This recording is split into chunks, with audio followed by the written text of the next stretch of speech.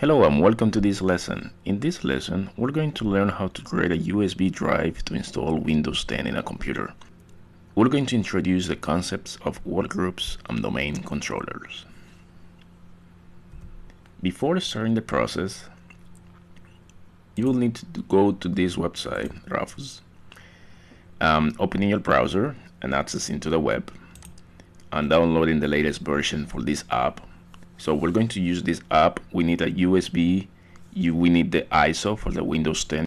In this case, I already have the ISO on my computer stored, and I'm going to proceed to download the portable version of this application. I already have Rufus installed on my computer, so you can go over the steps and then execute it.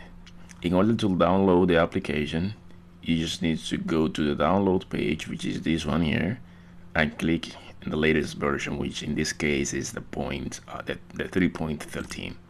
So you click on this, and then the file is going to download to your local computer, which is here. I already have it installed on my workstation, so I'm going to use the portable version of the file, which is exactly the same, but it doesn't need any installation at all because I already have it.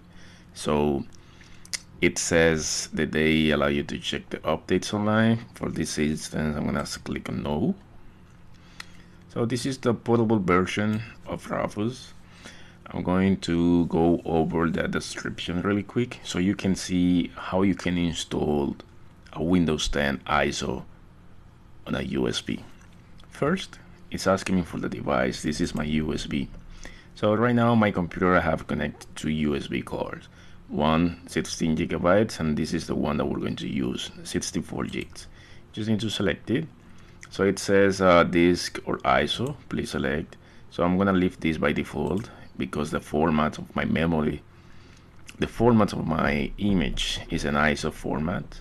So click here to find the image location. So my image location is located on my G partition down here, and I have it just right here. You open this, and then it's gonna start the process to scan the image and find it.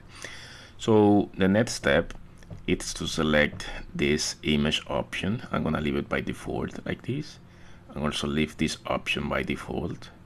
And also here on the volume name, I'm gonna type Windows 10. I'm gonna leave the rest of the settings like that by default and hit the start key. As you can see, the process it starts, and then I have this message here. It says I'm going to delete all the settings in this device, so make sure that you are sure about this operation. I'm gonna click OK. I'm really sure about this. So it starts the process of creating the master partition files.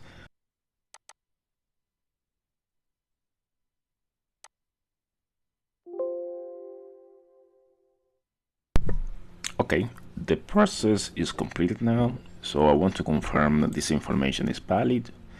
So I'm going back to computer, access the E drive with the name of Windows 10 to confirm this information is available for me. Alright, so I can see the setup and all the files needed to boot from my USB.